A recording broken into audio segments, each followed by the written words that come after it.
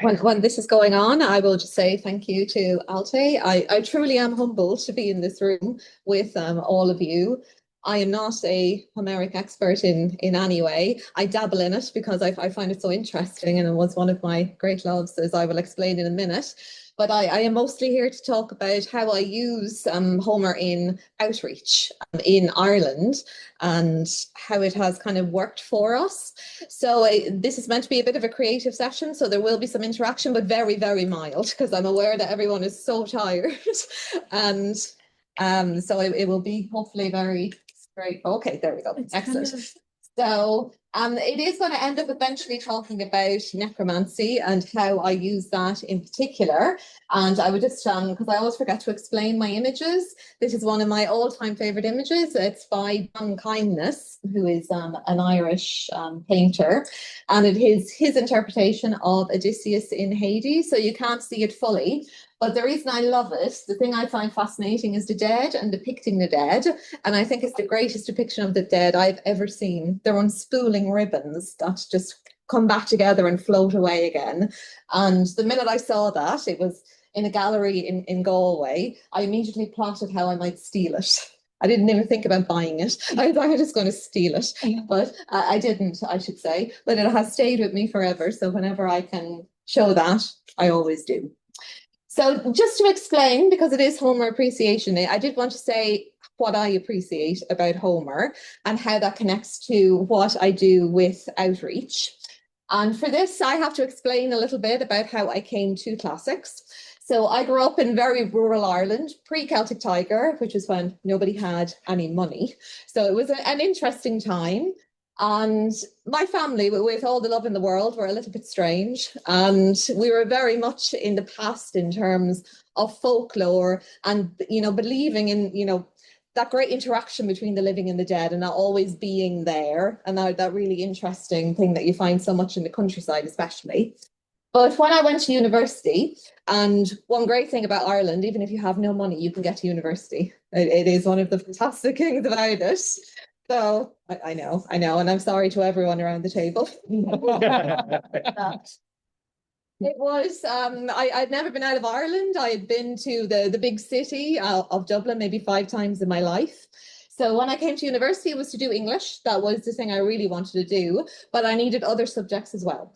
And I read about this thing called Greek and Roman civilization, and it blew my mind, absolutely blew my mind. So I began with that, but immediately I was so aware. I knew nothing. I knew absolutely nothing. I didn't know who or even what a Thucydides was. I didn't understand a thing. Every single word was new to me. And we came to the Iliad, and I think part of my soul is still reading book 2 somewhere. I'm trying to struggle through it and trying to understand what was happening. But then we came to the Odyssey, and we came to Polyphemus. And something very strange happened because I knew the story. I knew it precisely. I knew what was going to happen. And I could not understand how I knew it. And it was only months later that I had a sudden vision of a book I had as a child. It was probably 5th hand by the time I got it because there was no cover on it. Half of the first story had been ripped out, but the second story in it was a sailor who ended up in a cave, and there was a cyclops in it. I doubt they even used the names, but immediately something settled in me because I had a connection. So suddenly I felt I did belong in classics, that there was something there, that other people had this thing and I had it as well. So this is why I appreciate Homer, because he made me feel that I was part of this wonderful big thing. And so that's just the introduction into why, in many ways, outreach is so important to me, because there are so many people who do feel like that, who feel very outside of classics. And all of us in this room just love what we do so much. And it's such a wonderful thing to be able to bring it to people. So if I can get this to move. Excellent. So I'm just going to explain a little bit then about how we came to have an outreach program in UCD, and I will bring this back around to Homer, I promise, eventually. So about 8 years ago, we realized we were doing lots of interesting outreach things, but they weren't connecting up. So we were very much doubling up on things, and there were lots of gaps, and we just weren't reaching the amount of people we wanted. So we said, okay, let's create a program.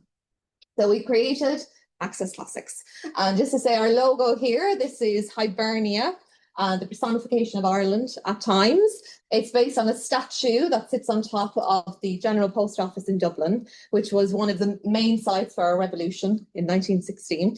So it has many, many, many meanings. Our little logo here. One of them being that I can look back on it and remember a time when 75% of people attending secondary schools did Latin in Ireland.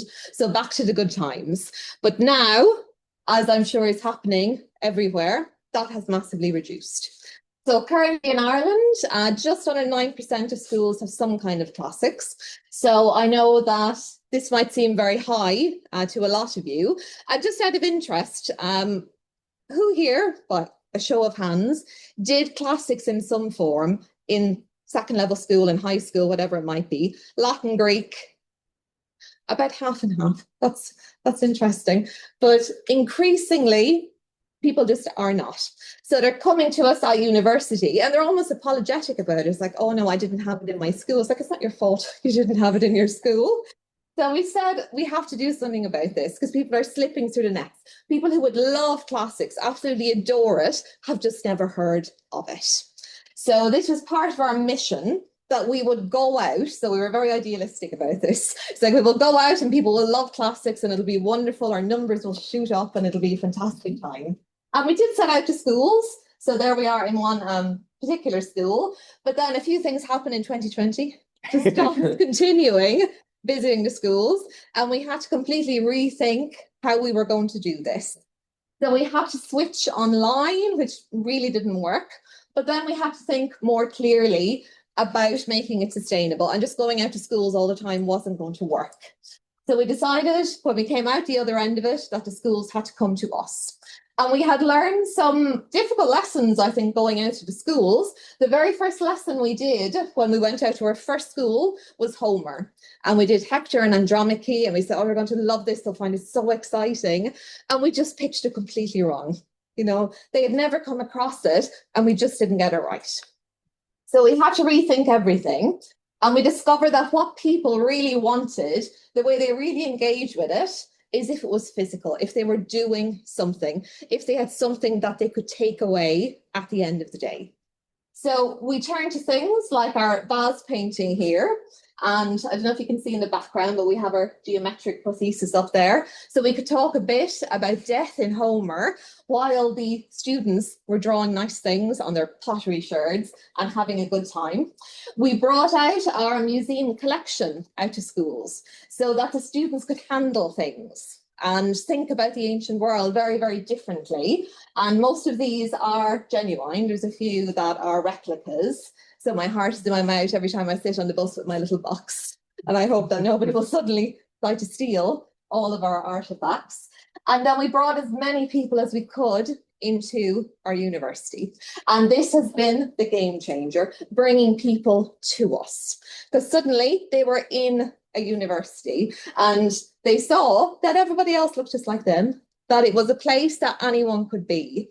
And this really did change things for us. And through the years then, you know, someone would stop you in the hall and say, oh, I heard you speak or whatever. I'm here doing science or whatever it might be. So it's not necessarily that they came to do classics, but they came to the university and it changed things for them. And we are very lucky in classics in that we have a museum that we can bring people to. And this has been a huge thing for all of our groups. I do apologize for the quality of the photos. See, I took them, so it's never going to be good. But also GDPR is ridiculous in Ireland. So I can only get terrible backs of heads or if it's too blurry to make anyone out. But we bring as many students as we can into our museum. And our aim is to get as many students as we can who have never met classics in their lives. So the very first time they meet it is when they're in somewhere like this, when they can hold something and when they can really be part of it. And Homer comes in a lot with our museum. We have dedicated tours connected with Homer, as Homer is always a winner. the students always love the stories. They have so many questions, especially if they're primary school students. They ask the most wonderful questions. Something happens when people turn 14 and then no questions, and then they come back out the other end and have all of the questions again. So as many as we can, we bring to it. So all of these students are coming in, but we have to be quite clear in what we are offering them and why. And this is really where Homer comes into it for me, because we had to think about sustainable resources. We couldn't think of a new thing every single time a school came in. So I had to think, what would I like to do with the students connected with Homer? And this is where our necromancy comes in. But before I explain why I picked necromancy and why it works, I do want you to think about this. So this is our gentle participation, where I want you to imagine that I'm giving you a school group. They're going to be 15 years old, because that's always an interesting age. And they have never met classics before. You're about to go into a schoolroom with them. At least 3 of them are going to mock you. So this always happens. People always mock my hand gestures at the back of the room. 2 of them are going to be falling asleep. 1 is going to be on the phone under the table. 1 is going to be overly enthusiastic and right up in your face. And the rest are just going to be bog standard students. And what you have to think about is, which episode of Homer would you bring to them? So don't overthink this. If I sent you into the classroom now, which episode of Homer would you do with these students? So we're going to come back for your answers in a few minutes' time, and I'll explain what my episode is and why it is. So my episode, of course, is the necromancy. So I have such an interest in the dead, and I will admit my favourite dead are Iliad 23. I love the dream, Patroclus and Achilles. I think it's so interesting and confusing and has so many interesting things about it. But with our necromancy, there are recognizable steps for the students to follow. And that really opens it up to them thinking quite creatively about this thing they have never met before. So they don't need to know the entire frame of Homer, of the Odyssey, of anything like that.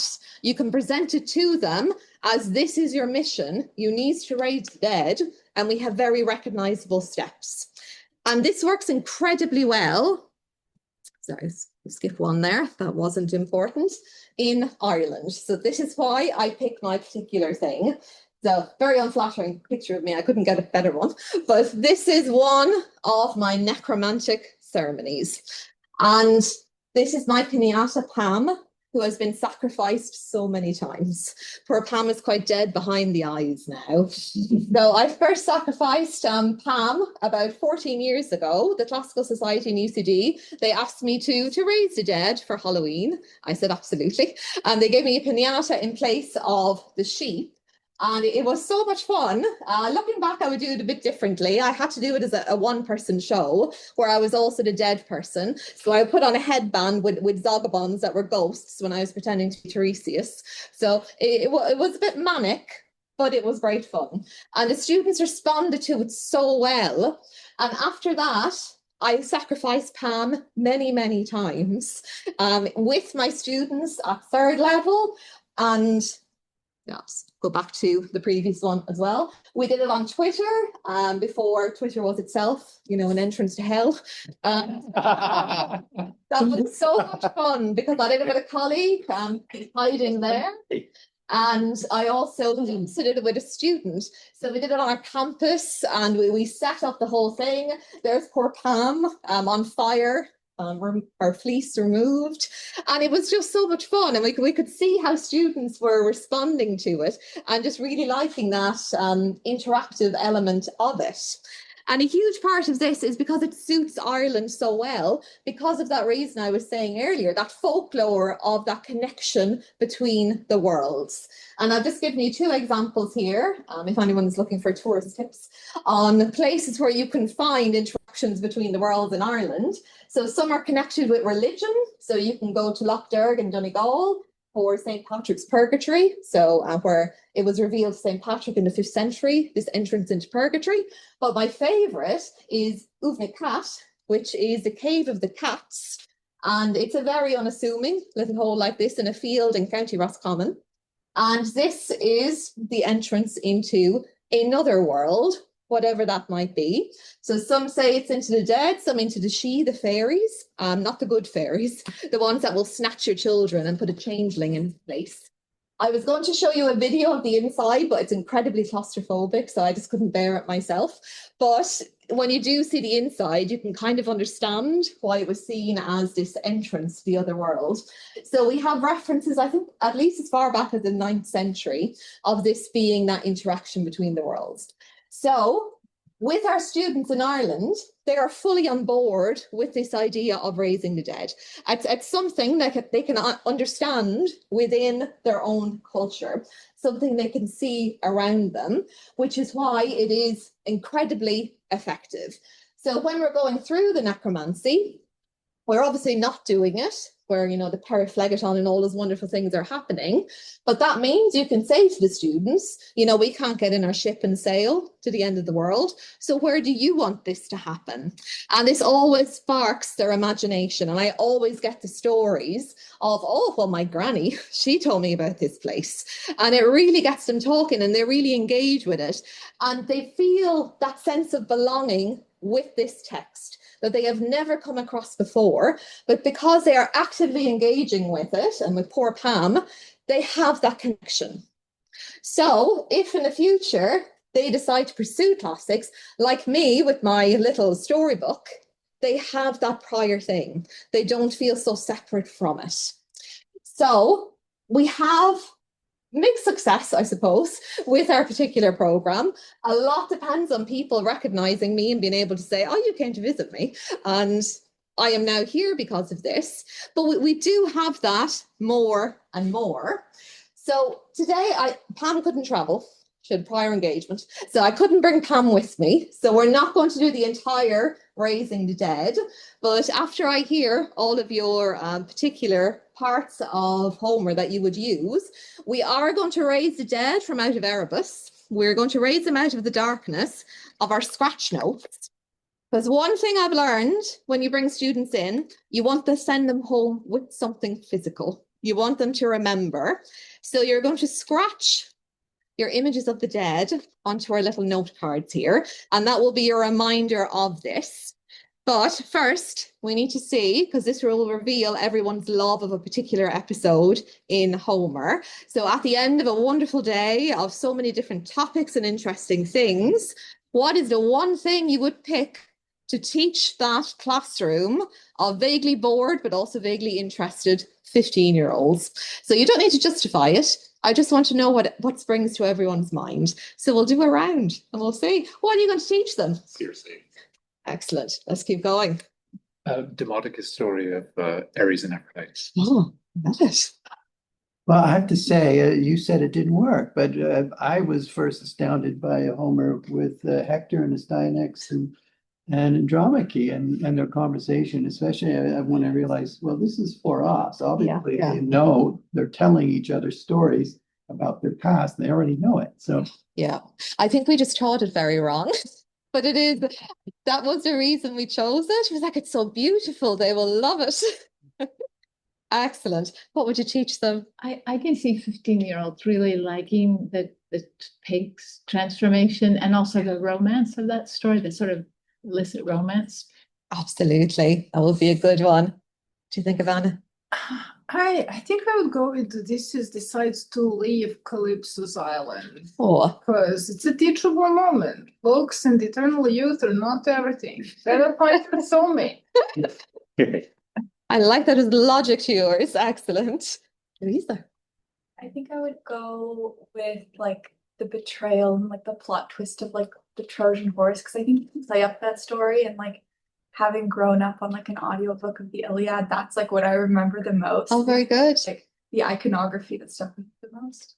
Amazing. Excellent. Oh, I'm making an escape room from of the Cyclops cave. Oh, Just because like whenever I try to get my friends to read any Homer, I'm always telling them about the Cyclops first. Like that's the one that seems to get the most engagement because it's familiar, but there's funny little things like the I am no man has hurt me. You know what I mean? Yeah. Exactly. And if you can bring in an image, I love the ones when he's lashed under the sheep and his head is at an improbable angle. Like, this is wonderful. Jora, would you like to do that? I have to odd myself that I have never read Dublin.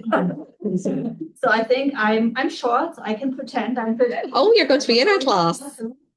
Oh, you can be one of the ones at the back making fun of my hand gestures. Every time. I find it very funny. Yeah, that was my answer. You're going.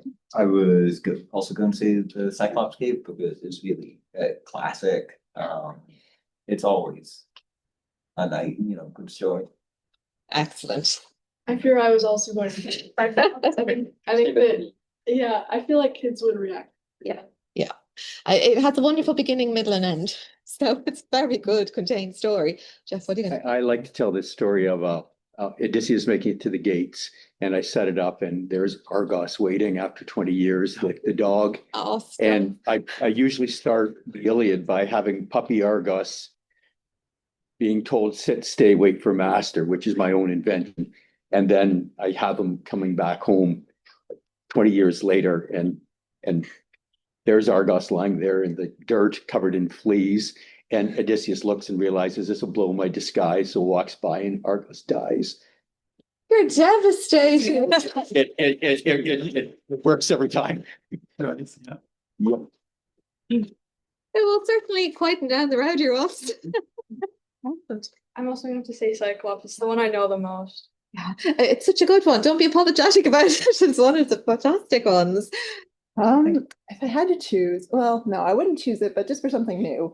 I do like the choral at book 1 because it just brings up such a good discussion of what heroism means. And like with students, they react to that so fiercely. They're like, how is Achilles a hero? And then you can have such a great discussion and debate about what it means in antiquity. And there's just so much to unpack there.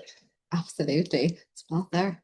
Well, I do not want to echo the wonderful, amazing stories of the Odyssey, which are just cool for kids and teenagers.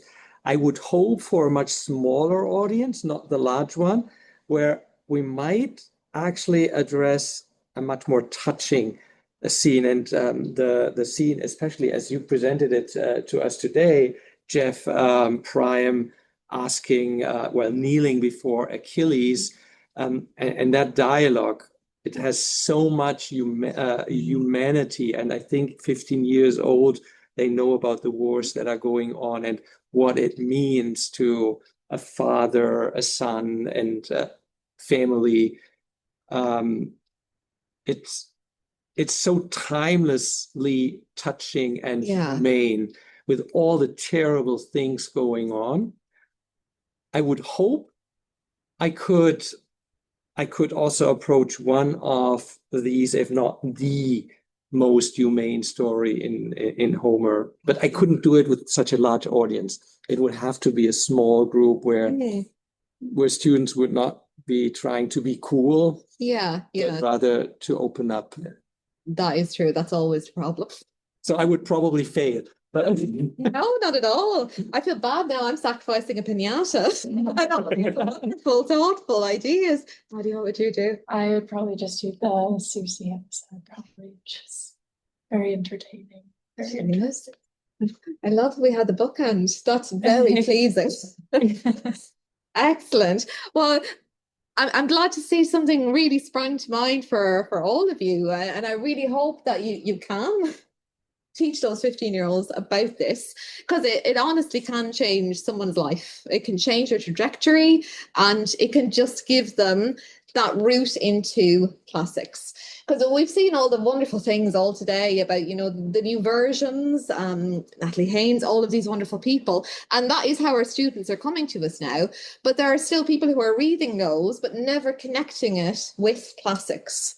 And just not seeing that this is something I can study. They're saying, that's a fantastic story. I love it. I'm going to go do maths now. So it's that telling people. So I always find that the problem in Ireland, because people always tell me people aren't doing classics because of colonialism. Like, no, that's not it. We had classics so long before that. They're not doing it because they don't know what it is. And I recall very well when I was writing my MA, I was trying to come up with an idea, and I said to my family, I need an idea about classics. My brother said, oh, Elvis, he's a classic. And I was like, yes. And it's been my mission. I love Elvis. It's like, if I can do it, I will. But it's that thing of that connection isn't always there. So the more people we tell, the better. And the more people we tell using Homer, even better again. So in 20 years' time, at around this table, hopefully again, we will have new people who have come to Homer this way. So we'll end then by unearthing the dead, because I said I would raise the dead. So we have our scratch paper, and it has beautiful multicolored under it when you scratch it. So I'll send this around. So take as many as you like. I'm also going to give you these sticks. I couldn't bring the pointy sticks to the airport. I very nearly didn't get my scratch paper through. They had to take it away to test it. And you know how you get irrational? I was sure someone was smuggling heroin through the scratch paper, and I was never going to get out of that airport. The underworld. Exactly. So I'll send these around as well. So it's probably easier if you break them, and that way you have a point. So I get all of those guys. I'm going to ask you to imagine something though, because we need to think about what the dead looked like. So I always get my students to do this when we're talking about the dead, that they have to imagine you're sitting in this room and I'm meant to be speaking, but I just haven't appeared yet. And you don't know me, but this is very unusual. I'm very obsessive about being on time. So I'm not here yet, but suddenly I rush in. I'm wild of hair and eye. And I say, I've done something terrible. I raised the dead. It worked this time. They rushed up from the underworld, these faceless, headless dead, and they followed me. Suddenly, the door creaks open. The dead rush in. The nameless mass of the dead. You need to draw what they look like. See, this is what I love. What on earth do the dead look like? But I'm going to give you some inspiration from our ancient Greek art. We have the very robust dead. We have Elpenor here rising. We have the robust but winged dead. We have Troclus here. We have Sarpedon over here. Imagine his legs going upwards. And then my all-time favorite, I adore this one. I show it so often that more than one of my students has this tattoo now, which I'm vaguely worried about. But this is from a 5th century vase. It's teeny tiny. It's at a prothesis. It's a very broken vase. And there are 3 beautiful winged dead mourning in tandem with the other mourners. So if you need inspiration for what your dead look like, and this is what you're going to bring home with you as your memento, as we have unearthed at Homer. So thank you, everyone. So if you have any questions or anything as you're drawing, but I won't disturb your drawing.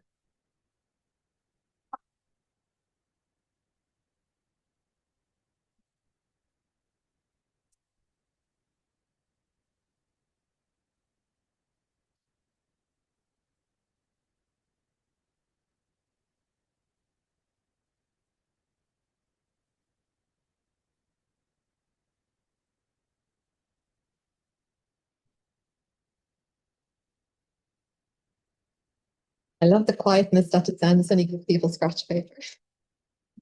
Usually I use this to make curse tablets. So whenever anyone comes to me, my thing when we began Access Classics was that I had to teach Greek. Only one school in Ireland teaches it. So I said, we have to introduce all of these students to Greek. So they learn the Greek alphabet, they write their name in it, and then they have a little cheat sheet, and they make their curse tablets with their scratch paper. And they have great fun. They always curse the teacher. Oh. All in good fun. Oh, I don't know. I've read those current tablets. Yours is too cheerful. Let's have a look. Colors help me. No, I mean the colors. Oh, you need that. I mean, we don't want to be leaving here. Yeah. So I'm not sure what's happening there, but I got something. Ah, blue. What's up? I was trying to have him like slipping away, but I'm not much of a drawing. Materializing the that's sort of ebb and flow. But it's hard to do in a single image. It is, yeah. Yeah. It is very difficult to do these things. They did that in 3. Oh, the matter was happening with the hair. I thought it carried off for dead. Yeah, it is. It's my mind. I don't know. The Irish version. Oh, no, this one is like. They don't feel threatened. No, it's not that, but they could become big. I'm being very teacher-like and checking everyone's work. So poor dad. The beat. Oh. The bottom. Well done. It's like. There were, but They're so. I always find them like spooky. I have 2. Oh, The one is this, okay. darkness. I like it, yeah. That's what I have a terrible draw, but in fact, darkness is Yeah. just my imagine. And It's similar to mine, it's like middle of the west type-ish. Yeah. Partially good. that looks more like a party. I attempted, I know, right? It really looks like You're never dramatic. it's I love it. Beautiful. I had something up here, another nice. dramatic one. Oh, they're going up and down. Oh, you have. Guys are having a party. Oh. Skeletons, okay. Oh, It's very, I like quite fine one. the design. It is a hand and everything. Deep draw. That is terrible. Lovely. I cheated because he's not actually, Tithonus isn't actually dead. I just thought that was pretty evocative. I split mine the wrong way. That's so really. I was so done. Oh, I like I'm really so gone. You know, we're all protesting, we're not artists, which is why we're here. I'm glad you came out to get me up there. Everyone, indulge me. Go the next one. I enjoy doing it here. My teenage years were very influenced by a lot of Morissette. Yeah, this is a good place to be a teenager. So thank you very much, everyone.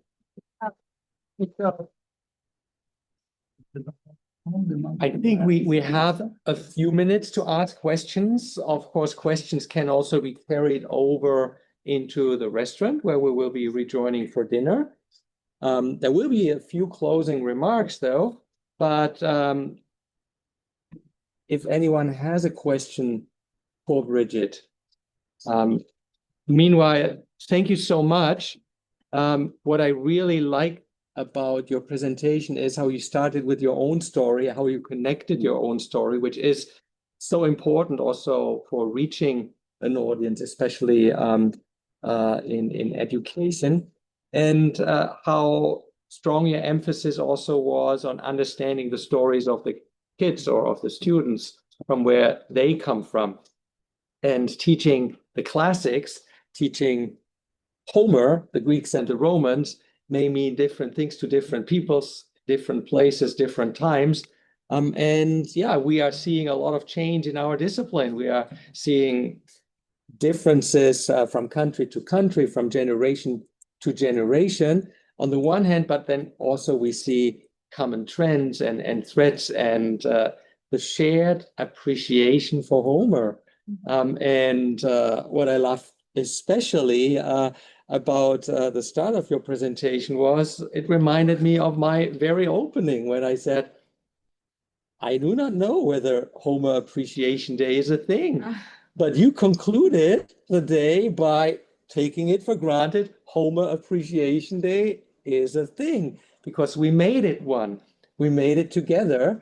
And I think we made it enjoyable and an inspiration for us. And hopefully we will carry out some of that inspiration and take it into our classrooms and in our scholarly work. And who knows, one day in this or a slightly different constellation, we may come together to appreciate Homer again, or Apollonius of Rhodes, or other great figures of the ancient world. So thank you very much for your beautiful closure of our day together. I'd like to thank everyone, every single one of you who has come, who has contributed one way or another. But I will not go through everyone individually. I will follow up with everyone for sure, and will just well, before I pass on the floor to Maddie to make some announcements, just ask everyone who wants to join us for dinner to just raise the hand so that we have the numbers confirmed. Everyone is invited, and there will also be an opportunity. I'm sure we can arrange opportunities that everyone can come with us. Clear a sign. No. Okay, so, and okay, good. Then, Doro, perhaps will you be able to call the restaurant to make an adjustment of the reservation number? 1, 2. That would be great. Yeah, but how many people? Yeah, well, just Yes, again. detract all of us -4. All of us -4.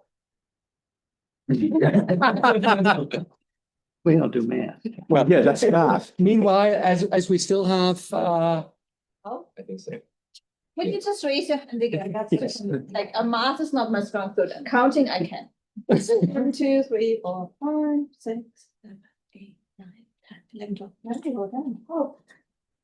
okay, Betty, I pass it on to you. Okay, so first and foremost, again, as I just said, I want to thank everybody for being here today. We're very grateful for everybody who contributed, supported, and helped bring this event together as well. We're thankful again for those who submitted work, to those who just participated in the discussions, who were present, and again, like the people who helped organize this. Thank you. All right. So really quickly, we're going to announce the winners of the first 3 sections of the Epic Threads contest. So the first 3 sections totaled $750,000 or $750. That is correct. I'm so sorry. $750. Really not here, guys. $750. And it was generously supported by the Shalom Trust, as well as the Classics Department at the University of Waterloo. So our winner for the first section, which was our Homeric piece. So our winner for that was titled Spring in the Windbag by Jignan Wang. I believe that's how you pronounce her name. That piece was a delicate and inventive reinterpretation of the Odyssey into the form of a poem that transforms, I don't know the pronunciation, I'm sorry, his windbag into a modern symbol of suspended longing. Through restrained lyrical language, it explored memory, delay, and the quiet persistence of hope. Which it was very nice. Our runner-up for that section was The Curse of Pigs by Nikita. I apologize, I'm gonna probably mispronounce her last name also. Snellex, Snelleasz. I'm not, and if anybody has an idea, but that is, I'm sorry. This piece was again a different poem. This time this time centering on Circe's emotional landscape after Odysseus's departure, confronting themes of desire, rejection, and the construction of femininity. Then on to the second category, we had Best Waterloo Student Submission. So our winner for that was Hymn to Freya, I think is how you would pronounce it. And that was by Jerome Sagot. Okay. He was here present with us earlier today, but he had to leave. But his piece blended Homeric structure with Norse mythology. This ambitious composition reimagined the hymn to Helios through the figure of Freya. It was rich in poetic technique and scholarly depth. It bridged the 2 traditions to create a layered and intellectually engaging work that highlights shared mythological themes across different cultures. Then the runner-up for this section was Portrait of an Ideal Ptolemaic Queen. This was by Eleanor McCrimmon. This piece was actually a physical piece of art that I forget the medium that she used, but she drew, or she had researched she had put a lot of research into figuring out what the ideal Ptolemaic queen would look like, and then did her best to recreate it with art. And it was the scholarship behind everything she did was really lovely.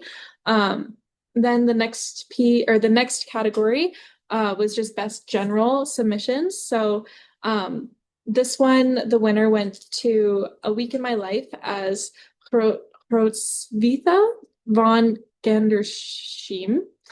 This was produced by author Madeline Howard. So this was a really rich, layered, and stylistically inventive narrative.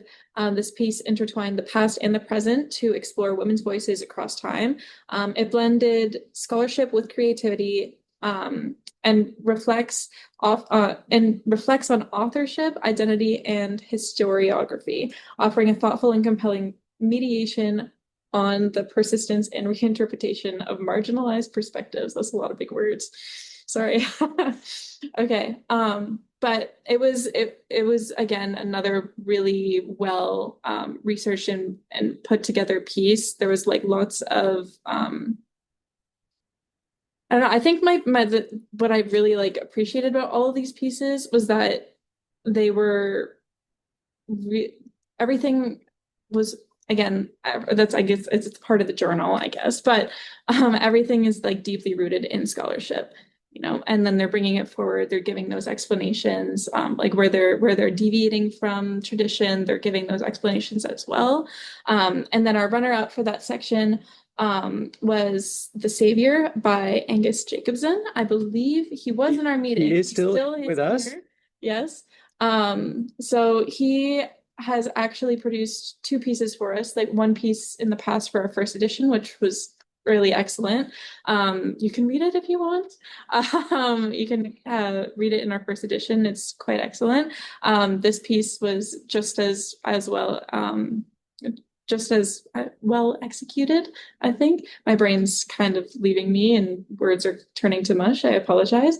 But his piece was set in the Hellenistic world. It examined kingship, legacy, and the tension between myth and reality.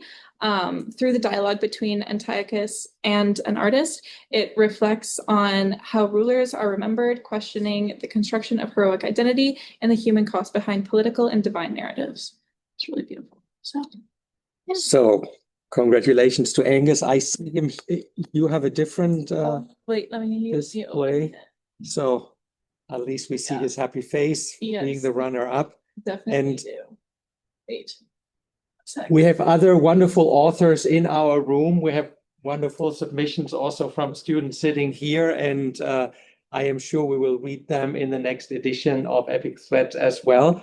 This was we are only in the second year, and we have seen an increase of submissions and an increasing quality in the sense of art and scholarship. So that's something that we appreciate so much, the dedication to creating something on a very solid scholarly basis, and then basically filling the gaps with wonderful imagination and trying to create something original and new. So we are very happy to see that this is a growing business, and it will share the joy and the fun and the engagement with classical studies. And we do hope it also creates community around it here at UW and beyond, connecting us with so many other institutions. Thank you for everyone who has contributed. Thank you to Maddie and Mary, who were the jurors. I secluded myself from this because I had too many of my own students submitting, so I wanted to maintain that neutrality. And I think I appreciate all the effort you have put into this, making decisions based on a rubric, and you have shared the rationales with us. So stay tuned. to read these pieces very soon. As soon as we can, we want to publish them. Yeah. Having said that, Andrew, would you like to add I don't want to add anything. add anything? Just to that- thank everyone, and we'll see everyone. Okay, Andrew will then take on the toast in the hotel in the restaurant East Side Mario, and thank you very much to everyone again. The one thing I did want to add is a thank you, a special thank you to Altai for all of his his organization, and he's as you can see, spearheaded everything for today. So a special thank you to Altai.